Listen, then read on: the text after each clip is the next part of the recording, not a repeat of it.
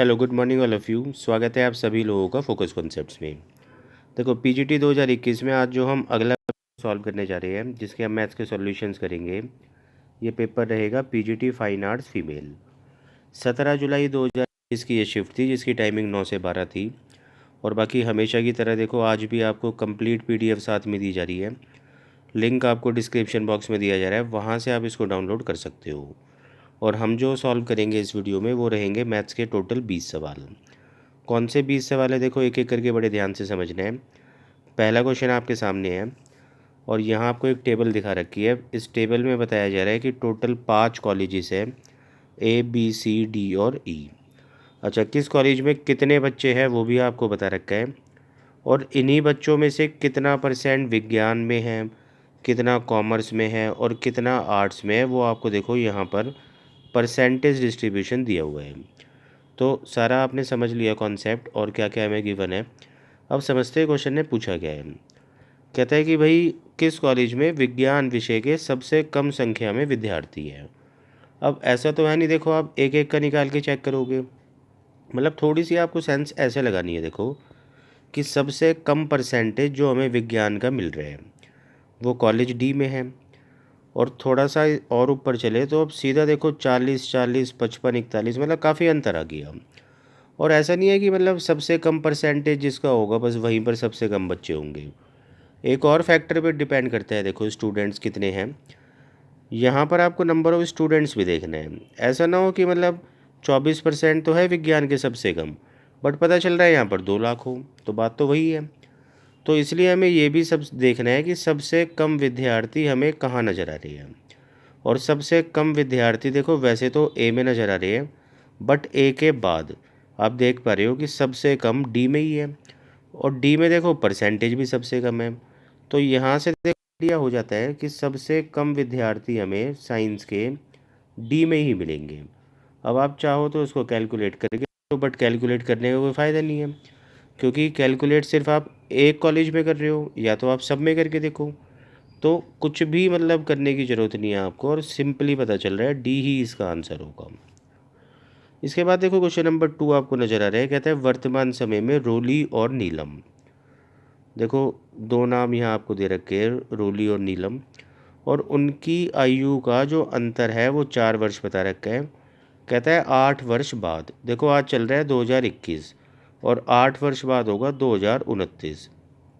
तो 2029 में इनकी जो भी एजिस थी वो तो हमें नहीं बता रखी, बट एक अनुपात जरूर बता रखा है इनकी एजिस का। अब देखो अनुपात के साथ साथ ना, जैसे कि आप समझते हो, एक रियल डाटा बहुत ज़रूरी है होना। और रियल डाटा क्या है यहाँ पर, देखो ये अंतर जो इन दोनों का 4 वर्ष है ना, तो आप समझते हो दो लोगों की एज का अंतर कभी नहीं बढ़ता घटता, वो हमेशा सेम रहते हैं। तो 8 साल बाद भी भाई जो अंतर हमें एक नज़र आ रहे हैं ना, इसको बस 4 बनाना है, मतलब एक की वैल्यू 4 है। तो 6 की वैल्यू 6 × 4, और 7 की जो वैल्यू होगी वो 7 × 4 होगी। अब देखते हैं हमसे पूछा क्या जा रहा है। कहता है वर्तमान में रोली और नीलम की आयु का योग। अब देखो ये जो एजेस आपको नज़र आ रही है ना, रोली की 24 और नीलम की 28, तो ये तो 8 साल बाद है। 8 साल पहले अगर मैं पूछूँ आपसे वर्तमान में रोली की एज कितनी है, तो आप बोलोगे 24 में से 8 घटा लो, यानी कि 16। उसी तरीके से नीलम की जो एज है देखो वो 28 साल 8 साल बाद है। तो वर्तमान में 8 कम होगी, यानी कि 20 होगी। और दोनों का योग हमसे पूछा जा रहा है, तो आंसर इस क्वेश्चन का रहेगा 36। इसके बाद देखो क्वेश्चन नंबर 3 भी बिल्कुल आसान सा सवाल है, आप कैलकुलेट कर सकते हो। जैसे कि 25 150 को 6 बारी में काटता है, और 19 का टेबल भी आपको आता होगा, देखो ये 7 बारी में काट रहे हैं। 6 × 7 जैसे कि आप समझ रहे हो 42, और 42 की बस गुणा करनी है हमने 24 में, तो क्वेश्चन मार्क की जगह हमें वैल्यू मिल जाएगी। अब देखो कुछ भी नहीं करना, मल्टीप्लाई भी नहीं करना, जैसे कि यूनिट डिजिट 4 दूनी 8, तो 8 यहाँ पर इकाई अंक बनेगा और एक ही ऑप्शन में वही इसका आंसर होगा। इसके बाद चलते हैं देखो नेक्स्ट क्वेश्चन पे, क्वेश्चन नंबर 4 में। कहता है कि भाई 145 रुपये प्रति किलोग्राम के हिसाब से चाय की मात्रा को 18% के लाभ पर बेचा जाता है, और चाय बेचकर अर्जित की गई कुल लाभ 1566 रुपये है। बेची गई चाय की मात्रा कितनी है। अब देखो ये जो 145 रुपये आपको दे रखा है ना, ये असल में 1 किलो चाय का है क्रय मूल्य यानी कि सीपी। और कॉस्ट प्राइस का ही हम प्रॉफिट परसेंट निकालते हैं, तो मैं 18% निकाल रहा हूँ उसका, ताकि मुझे पता चल जाए 1 किलो पर हम कितना पैसा कमा पा रहे हैं। अब जितना ही कैलकुलेट होता है आप कर लो इसको, जैसे 2 से 9 बारी कटोगे आप, 2 से 50 बारी, और 5 से ये नंबर 10 बारी कटेगा, जबकि 5 से ये नंबर 29 बारी कटेगा। तो 1 किलो पे जो हम कमा पा रहे हैं ना, वो कमा रहे हैं हम 29 गुणा 9/10। और हमने जो कमाना है टोटल वो पैसा है देखो 1566। तो ये तो बहुत बड़ा पैसा है, मतलब इसके लिए तो हमें और मेहनत करनी होगी, ज़्यादा किलोग्राम चाय बेचनी होगी। तो 1 किलो पे इतना प्रॉफिट, और पता नहीं बहुत सारे किलो पर इतना प्रॉफिट। तो डिवाइड करने से आपको पता चल जाएगा कि कितने किलोग्राम चाय बेची है। अगर आप समझ पा रहे हो, बस यही 10 पलट कर यहाँ आ जाएगा। और बाकी अब इसको आप काटना शुरू करो, जैसे कि 9 से इसको काटते हैं। 9 एकम 9, बचा 6 और 6, 9 सत्ते 63, और 4 बारी और, जबकि 29 से 174 पूरा 6 बारी में कटता है, और 6 गुना 10 यानी कि 60 किलोग्राम चाय आपको बेचनी होगी। इसके बाद देखो क्वेश्चन नंबर 5 आपको नज़र आ रहा है, कहता है कि एक कक्षा में 35 विद्यार्थियों की औसत आयु 16 वर्ष है। तो अगर आप 35 की गुणा करते हो 16 में, तो आपको इन 35 विद्यार्थियों को ना कुल योग मिल जाएगा आयु का। और उसमें से देखो 21 बच्चों की औसत आयु हमें बता रखी है 14। तो 21 बच्चों की 14 है, तो फिर से आप मल्टीप्लाई करके ना यहाँ 21 बच्चों की आयु निकाल सकते हो। और डिफरेंस करने पर देखो, इन दोनों का डिफरेंस करने पर आपको जो भी योग मिल रहे हैं वो रहेगा बचे हुए 14 बच्चों का। तो 14 से आप डिवाइड करोगे, एवरेज आ जाएगा। बट जैसे कि मैं आपको देखो बताता हूँ एवरेज का एक और तरीका। आपको करना क्या होगा कि जैसे कि इन सभी बच्चों का एवरेज 16 वर्ष है, तो आपके दिमाग में बस यही रहना चाहिए कि भाई एक एक बच्चे को अब 16 ही बनाना है। जबकि इनमें से 21 विद्यार्थियों का औसत तो 14 है, मतलब होना चाहिए था 16, लेकिन ये है 14। तो दो दो ये कम चल रही है टारगेट से। कितने बच्चे ऐसे? 21। तो 21 की गुणा आप -2 में करते हो, तो इसका मतलब है 42 इन्होंने कम किया हुआ है। इसकी रिकवरी करानी होगी कितने बच्चों से? बचे हुए 14 बच्चों से। तो अब जो बाद वाले 14 बच्चे हैं ना, देखो उनका एवरेज 3 ज़्यादा रहना चाहिए 16 से। तो बचे हुए बच्चों का जो एवरेज है वो रहेगा 19। बाकी जैसे मर्जी आप कर लेना, आसान क्वेश्चन है। इसके बाद चलते देखो क्वेश्चन नंबर 6 में। अब क्वेश्चन नंबर 6 में आपको समझना है, बहुत अच्छा क्वेश्चन है ये, आगे भी रिपीट होने के चांसेस है। कहता है कि स्थिर जल में, स्थिर जल का मतलब होता है देखो जब पानी की कोई फ्लो नहीं होता, कोई स्पीड नहीं होती, तो बोट अपनी स्पीड से चलती है। मैं यहाँ पर आदमी की चाल को भी बी मान रहा हूँ, क्योंकि हम जनरली बोट की स्पीड को बी से डिनोट करते हैं। और ये स्पीड हमें 16 दे रखी है। उसी तरीके से जब आप देखोगे धारा की गति, देखो धारा की गति आपको अलग से बता रखी है, मतलब डब्लू की स्पीड अलग से 12।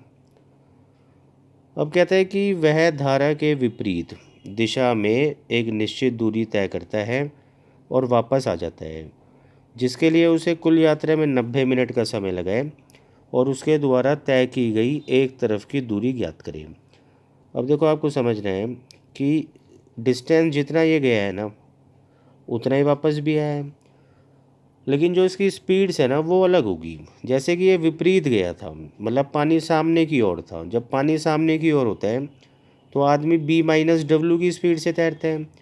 और B-W देखो यहाँ पर 4 है, मतलब ये जो गया था ना 4 की स्पीड से गया था, बट वापस आते टाइम पानी की दिशा में था।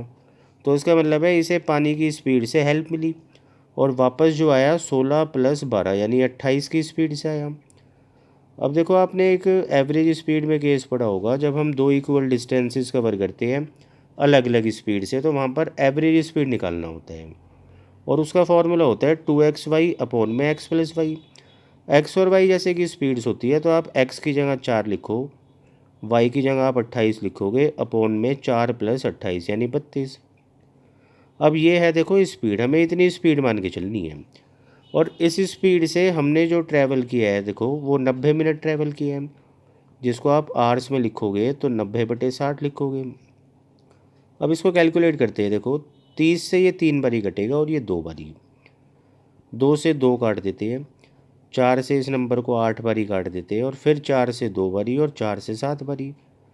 तो 21/2 आपको यहाँ से मिल रहा है, और 21/2 का मतलब होता है कि डिस्टेंस जो चला है ना इसने, वो 10.5 किलोमीटर चला है। बट ऑप्शन में आपको नज़र नहीं आ रहा, वो नज़र भी नहीं आएगा, उसका कारण है हमसे ना देखो टोटल डिस्टेंस नहीं पूछा जा रहा, एक तरफ की दूरी पूछी जा रही है, जबकि ये आने की और जाने की है। अब आप कहोगे कैसे पता चला, तो ये जो टाइम हमने लिया था ना 90 मिनट, देखो ये आने जाने का था। अगर ये आने जाने का था तो इसका मतलब है डिस्टेंस भी आने जाने का है, और आना और जाना क्योंकि सेम था, तो आप 10.5 को ना बस 2 से डिवाइड कर लो, एक तरफ की दूरी आपको मिल जाएगी 5.25 किलोमीटर। इसके बाद देखो क्वेश्चन नंबर 7 है, कहते हैं सबसे छोटी पूर्ण घन संख्या ज्ञात करें जो 12, 15, 18 से विभाजित हो। पहले तो भाई इन तीनों नंबर्स को काट दो, और वो काटता है इनका एलसीएम। तो एलसीएम आप ले लेना जैसे मर्जी, 180 आ जाएगा। अब 180 देखो कोई पूर्ण वर्ग संख्या थोड़ी ना है, पूर्ण वर्ग का मतलब परफेक्ट क्यूब, और क्यू नहीं है तो उसका रीज़न देखते हैं फैक्टर्स बना के। आप 2 से काटोगे देखो 90 बारी, फिर आप इसको 2 से काटोगे 45 बारी, फिर 3 से आप इसको काटोगे 15 बारी, और फिर आप इसको 3 से काटोगे 5 बारी, और लास्ट में 5 से काटोगे 1 बारी। अब परफेक्ट क्यूब देखो सिर्फ वही नंबर बन सकता है जहाँ पर कोई भी नंबर ना 3 के पेयर में हो, जबकि यहाँ तो 2 के पेयर में आपको 2 नज़र आ रहे हैं, तो इसका मतलब एक तो 2 चाहिए ताकि 2 का 3 का पेयर बन जाए। उसी तरीके से 3 भी देखो 2 बारी है, जबकि 3 बारी होने चाहिए तो एक 3 भी चाहिए, और 5 तो सिर्फ एक ही बारी है, यानी कि 2 5 भी चाहिए, जिसका मतलब 25 होते हैं। तो आपको इतने से मल्टीप्लाई करना होगा 180 को, तब जाकर वो नंबर बनेगा। अब देखो कितना बनता है ये, 2 गुना 3 6, और 6 गुना 25 यानी कि 150। तो 150 की मल्टीप्लाई आपको 180 में करनी होगी, तब जाकर ऐसा सबसे छोटा नंबर आएगा, और मल्टीप्लाई आप कर लेना बहुत आसानी से, आपको मिलेगा 27,000। इसके बाद देखो क्वेश्चन नंबर 8 था, आपको नज़र आ रहा है, बहुत आसान सा क्वेश्चन है। 240 का 12.5%, 12.5% की फ्रैक्शन 1/8 होती है, और जब 240 का 1/8 निकालोगे तो वैसे ही आप समझ रहे होंगे 30 आ जाएगा। मैं करके दिखा देता हूँ। उसी तरह से आपको देखो 27 का ना 200% निकालना है। 200% का मतलब 200/100, जिसको आप कह सकते हो 54। अब 54 और 30 आप समझ रहे हो 84 हो गया लेफ्ट हैंड साइड में, इक्वल्स टू में क्वेश्चन मार्क की जगह एक्स लिख लेते हैं, इनटू में 12। अब एक्स की वैल्यू निकालनी है, तो आप देख पा रहे हो 12 जो है 7 बारी में काट सकते हैं इसको, एक्स होगा 7। इसके बाद देखो क्वेश्चन नंबर 9 है, मिक्सचर से है। कहता है कि भाई दो मिश्रण है ए और बी। अच्छा, इन दोनों मिश्रण में हमें जो एलिमेंट्स बता रखे हैं वो दूध और पानी है, और पहले बर्तन में जो रेशियो ये है ना देखो, वो 6:5 है। दूसरे बर्तन में जो दूध और पानी है वो 3:1 है। बाकी आपको बता रखा है यदि दोनों मिश्रणों में दूध की कुल मात्रा 72 लीटर है। देखो ये दोनों मिलकर, ये दोनों मिलाकर ना 72 बना रहे हैं, और आप जल्दबाजी में इसको 6 और 3 9 के बराबर मत कर देना, क्योंकि अभी ये रेशियो ना बैलेंस्ड नहीं है। या फिर आप ऐसे समझो, रेशियो बन रहा है ऐसे, ऐसे नहीं बन रहा, तो इसका मतलब है कि हम ऐसे इनको नहीं रिलेट कर सकते। तो चलना होगा भाई, देखो यहाँ पर एक्स और वाई की टर्म्स में मैं मान लेता हूँ जो ए में मिल्क है ना वो 6x और 5x है। मतलब मिल्क और जो वाटर है ए में वो 6x और 5x है, और बी में जो मिल्क और वाटर है वो 3y और y है। और हमें दे रखा है देखो इन दोनों का सम 6x प्लस 3y, मतलब दोनों में दूध मिलाकर 72 है। एक इक्वेशन देखो आप ऐसे बना लो, और दूसरी इक्वेशन देखो बनेगी यहाँ से। बता रखा है कि दोनों में जो मिलाकर पानी है वो है 36, और पानी हमें नज़र आ रहा है 5x प्लस वाई बराबर 36। अब आप क्या कर सकते हो, देखो आपको ना x की वैल्यू चाहिए, क्योंकि आपसे पूछा जा रहा है मिश्रण a की मात्रा, और मिश्रण a की मात्रा जैसे कि आप देख पा रहे हो 11x है। तो x की वैल्यू कैसे निकलेगी, देखो आप y को सेम बना लो, 3 से मल्टीप्लाई करना होगा, ये 15 हो गया, और ये हो गया 108। 36 गुना 3 होता है 108। अब दोनों इक्वेशंस को माइनस कर देते हैं, ये तो कैंसिल ही हो जाएगा, और 15 में से 6x गया तो बचा 9x, और 9x की वैल्यू आपको देखो 36 मिल रही है, तो x की वैल्यू 36/9 यानी 4 मिल रही है, और 11x की वैल्यू 11 गुना 4 यानी कि 44। 44 इस क्वेश्चन का आंसर होगा। चलते हैं इसके बाद अगले क्वेश्चन पर, क्वेश्चन नंबर 10th में। कहता है कि भाई एक परीक्षा में उत्तीर्ण होने के लिए ना 240 अंक प्राप्त करना आवश्यक है, लेकिन एक छात्र के देखो 192 नंबर आ रहे हैं।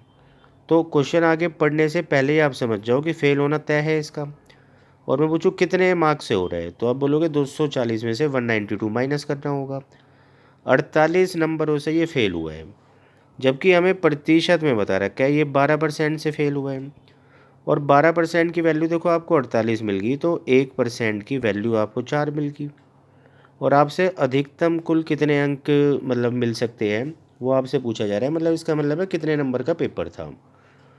तो 100% भाई होता है हमेशा अधिकतम मार्क्स, और 1% क्योंकि 4 है तो 100% 400 होगा। 400 इस सवाल का आंसर रहेगा। इसके बाद देखो फिर से सेम टेबल पर एक क्वेश्चन पूछा जा रहा है आपसे, और अब की बारी भाई जो सवाल है वो थोड़ा ख़तरनाक है, क्योंकि कैलकुलेशन बहुत करनी होगी। डाटा आपको सब मैंने समझा दिया था ऊपर। इसने हमसे पूछा है कि भाई सभी कॉलेजों में एक साथ कॉमर्स विषय के विद्यार्थियों की औसत संख्या कितनी है वो बतानी है। अब देखो इतना इतना परसेंट बच्चे हैं कॉमर्स में, तो आपको क्या करना होगा, जैसे 35% आप निकालोगे 17500 का। तो देखो मैं इसको ऐसे लिख रहा हूँ, आप समझ पा रहे हो। जब 35% आप लिखोगे नीचे वाली 2 ज़ीरो ना इसको काट देगी दोनों को। उसी तरीके से यहाँ 25,000 का जब आप 45% निकालोगे तो आप लिख सकते हो 250 गुणा में 45। मतलब इस तरीके से देखो आपको करना होगा, सबको जोड़ना होगा और उसके बाद फिर डिवाइड भी करना होगा टोटल 3 4 5 से, तब जाकर आपका आंसर आएगा। और कोई शॉर्टकट नहीं है, देखो कैलकुलेशन करनी ही पड़ेगी। बस ज़्यादा से ज़्यादा आप ये कर सकते हो कि आप इनको मल्टीप्लाई करने से पहले ही ना सबको 5 5 से काटते चलो, तो मतलब ये अपने आप में एवरेज बनते चलेंगे और लास्ट में जोड़ देना।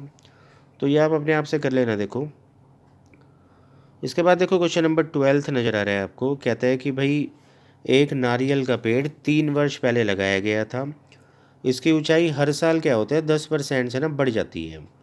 अच्छा ये जो कॉन्सेप्ट होता है ना, जैसे ये वाला सवाल हो गया, ये पॉपुलेशन हो गया, तो इनमें सक्सेसिव का कॉन्सेप्ट लगता है। सक्सेसिव में देखो जैसे कि कंपाउंड इंटरेस्ट, जैसे कि हर साल हाइट पर हाइट बढ़ती है।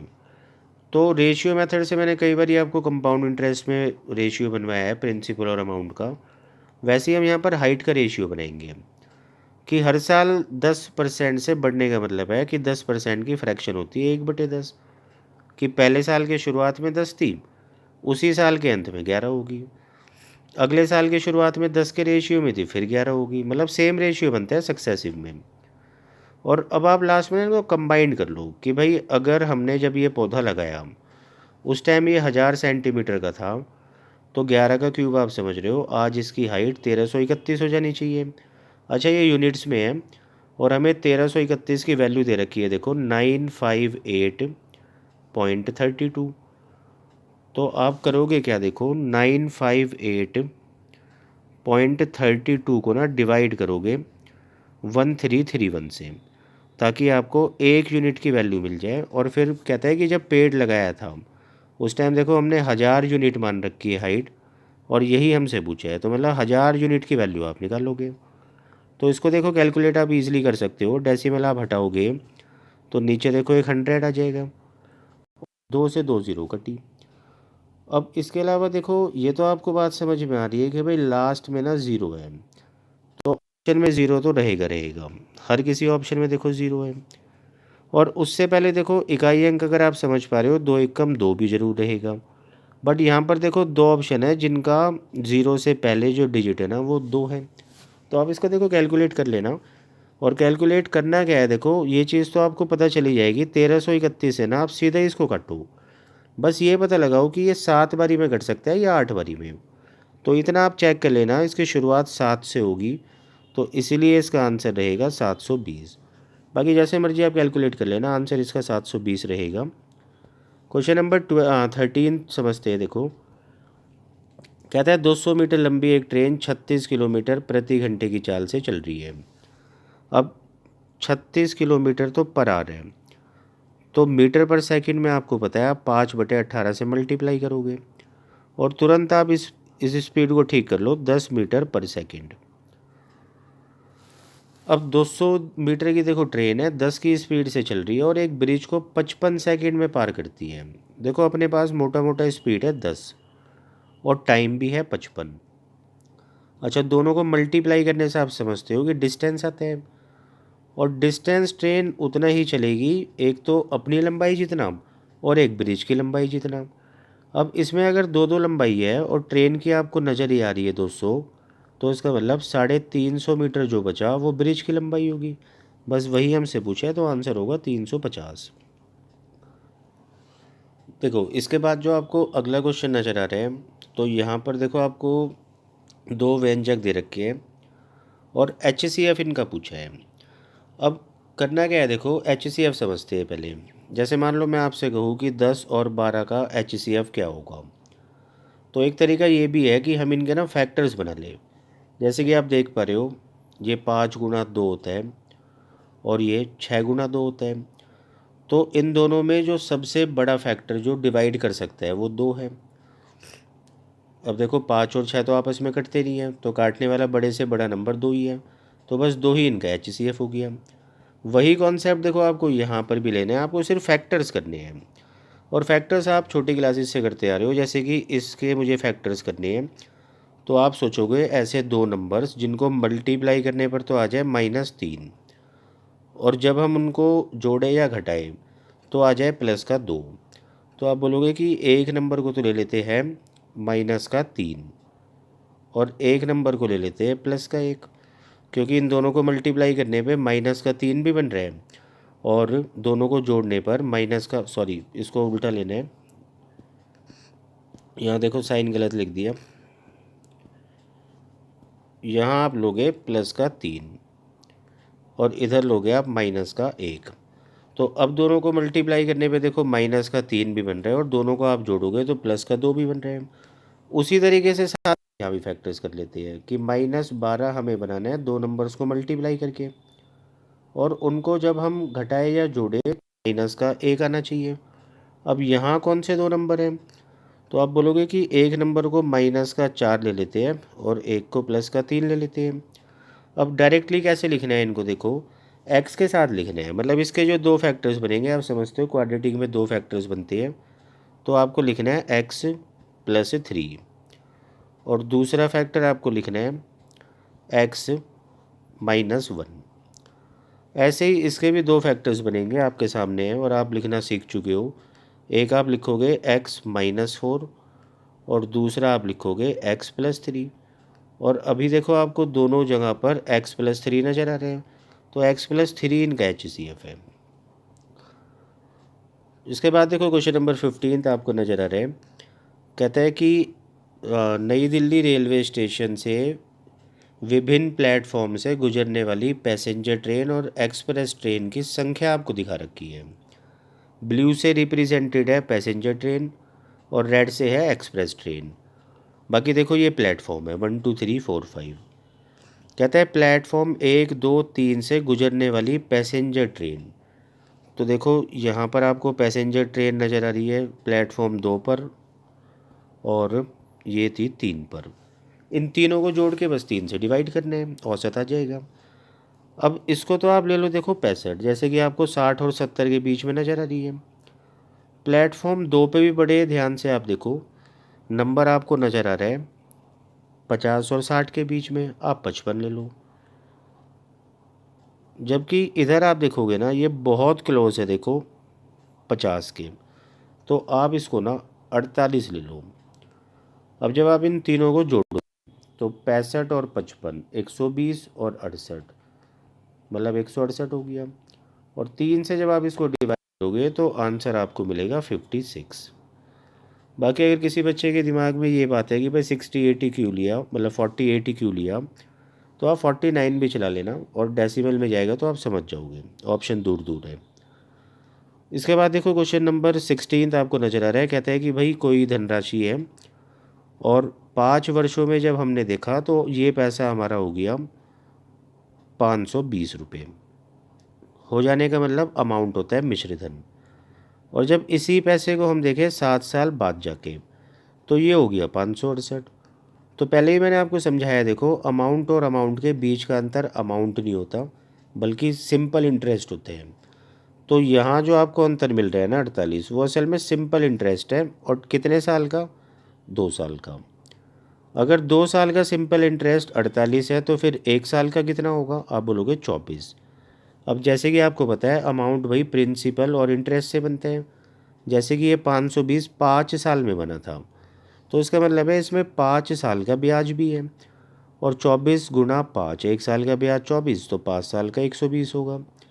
तो बस 520 में से आप ब्याज को हटा दो 120 को, तो प्रिंसिपल आपको मिलेगा 400। 400 इस सवाल का आंसर है। इसके बाद क्वेश्चन नंबर 17 है, देखो मेंसुरेशन से क्वेश्चन है। कहता है एक समचतुर्भुज, समचतुर्भुज देखो इस तरीके से होता है, जिसको आप हिंदी में बोलते हो, मतलब इंग्लिश में बोलते हो रोम्बस। और दो इसके डायगनल्स होते हैं। एरिया इसका होता है हाफ इंटू में डायगनल 1 इंटू में डायगनल 2। और ये आपको दे रखा है, देखो एरिया 184। तो यहाँ से ना आप D1 इंटू में D2 निकाल सकते हो। समझ रहे हो? बस दो को वहाँ क्रॉस मल्टीप्लाई करानी है, और दो से जब आप मल्टीप्लाई करोगे ना तो ये 368 बनेगा। इसके अलावा देखो दोनों डायगनल्स के बीच का अंतर भी दे रखा है, यानी D1 माइनस D2, और ये है 7। अब यहाँ आपसे पूछा जा रहा है कि दोनों विकर्ण्स का ना, मतलब डायगनल्स का रेशियो क्या होगा। और देखो अगर आप डिटेल इसको करोगे ना काफ़ी अच्छा खासा टाइम चला जाएगा, ये अलजेब्रिक फॉर्म बन जाएगी। तो आप करो क्या, ऑप्शन की हेल्प लो। पहले तो देखो कि ऑप्शन जैसे कि रेशियो में है, बट दोनों डायगनल्स का डिफरेंस 7 है। और देखो यहाँ आपको 7 डिफरेंस नज़र आ रहा है, यहाँ भी 7 और यहाँ भी 7। यहाँ एक नज़र आ रहा है, लेकिन हम उसको बैलेंस कर सकते हैं कि एक नहीं होना चाहिए, 7 होना चाहिए। तो आप दोनों को 7 से मल्टीप्लाई कर दो, तो 21 और 14। अब बस आप ये देखो कि दोनों डायगनल्स तो देखो आपको मिल ही चुके हैं। कौन से दो डायगनल्स मल्टीप्लाई करने पर 368 बना रहे हैं? और जब आप देखोगे तो सिर्फ आपको यही मिलेगा। तो इसलिए हम कह सकते हैं कि 23:16 में दोनों डायगनल्स होंगे। इसके बाद देखो क्वेश्चन नंबर 18 आपको नजर आ रहा है। कहता है 15 पुरुष एक काम को पूरा करने में 30 दिन का समय लगाते हैं। इसका सही मतलब ये है कि एक ठेका मिला है किसी काम को 30 दिनों में पूरा करने का, और 15 मजदूरों को काम पर लगाया गया। अब क्या हुआ, देखो वो एक साथ काम शुरू करते हैं 15 पुरुष, और 20 दिनों तक नॉन स्टॉप काम करते हैं, और फिर रुक के देखते हैं कितना काम हुआ। तो पता चला कि भाई 50% काम हुआ। 50% का मतलब 1/2, 2 में से एक काम हुआ। M1D1 में यहाँ पर अप्रोच ले रहा हूँ, आपने पढ़ी होगी चैन रूल में। अब कितना काम और बचा? एक। और कहता है कि अब कितने और पुरुषों को लगाया जाए, मतलब 15 तो है ही पहले वाले, कुछ नए हमें और लगाने हैं, मैंने एक्स मान लिए, ताकि ये काम समय से पूरा हो जाए, मतलब 30 के 30 दिन में पूरा हो जाए। 20 दिन पहले ही हो गए, तो अब इन्हें 10 दिन में करना होगा काम। तो जब आप कैलकुलेट करोगे इसको, 0 से 0 कटा और 15 दूनी 30, और 30 बराबर जैसे कि 15 प्लस एक्स के हैं, तो आप समझ पा रहे हो एक्स की वैल्यू 15 होगी। तो 15 नए मजदूरों को काम पर लगाना होगा। इसके बाद देखो क्वेश्चन नंबर 19 फिर से मेंसुरेशन का है। और यहाँ पर देखो आपको बता रखा है एक प्रिज्म का आयतन। प्रिज्म का क्या होता है आयतन, देखो यहाँ मैं आपको समझा देता हूँ। मतलब प्रिज्म का वॉल्यूम आपको बस देखना होता है कि कोई भी प्रिज्म है, देखो प्रिज्म का मतलब होता है जिसका टॉप और बेस एक जैसा हो। जैसे सिलेंडर हुआ, या फिर डाइस हुआ, डाइस क्यूब की शेप होती है, कोई क्यूबॉइड हुआ, मतलब टॉप और बॉटम सेम होना चाहिए, चाहे वो कुछ भी हो। 2D में कुछ भी हो, सर्कल ट्रायंगल सब चलेंगे। तो प्रिज्म का वॉल्यूम निकालने के लिए ना आपको बेस देखना होता है, आधार, और उसका एरिया निकालना होता है, मतलब एरिया ऑफ बेस। और एरिया ऑफ बेस को ना आप मल्टीप्लाई करते हो प्रिज्म की हाइट के साथ। अब देखो आपको प्रिज्म का वॉल्यूम दे रखा है 228, ऊंचाई आपको दे रखी है 24, और एरिया ऑफ बेस पूछा है। तो यहाँ से आप 24 से सीधा इसको काटोगे ना तो 12 बार ही कटेगा। तो एरिया ऑफ बेस रहेगा 12 सेंटीमीटर स्क्वायर। देखो लास्ट क्वेश्चन है, क्वेश्चन नंबर 20, और हमेशा की तरह यहाँ पर फ्रैक्शंस को मतलब कंपेयर करना है। अब देखो वैसे तो मैं आपको बताता हूँ कि कोई तरीका नहीं होता इसका, बड़े नंबर से डिवाइड ही करना होता है। बट जब भी कुछ ऐसा है, मतलब आप समझ सकते हो, देखो अगर थोड़ा सा फील करो। अब इसको आप देखो, मतलब आप मानो इसके 495 में से ना 386 नंबर है, तो मतलब कोई बुरे नंबर नहीं है भाई, लगभग 400 के करीब ही जा रहे हैं। तो मतलब आराम से ये 70-75 नंबर है, 70-75%। क्योंकि आप एक बार ही इसके नंबर देखो, 2/5, इसको तो आप तुरंत कर भी सकते हो परसेंटेज में, आप बोलोगे कि 40% है, तो इसका मतलब है इसे तो बिल्कुल काट दो, ये तो छोटा हो ही नहीं सकता। अब 2/5 इससे छोटा है, बट अब आप इसको देखो, 212/613। अब ये भी देखो जो नंबर है ना, आपको कम से कम ये तो बात समझ में आ रही होगी कि ये 40 से तो कम बनेगा, क्योंकि 613 को ना आप 600 मान लो, और 600 का अगर मैं आपसे 40% पूछूँ ना तो 240 बनता है, और यहाँ 212 नंबर है, तो 40 से कम है। इसका मतलब इसे भी हटा दो, इससे छोटा मिल चुका है।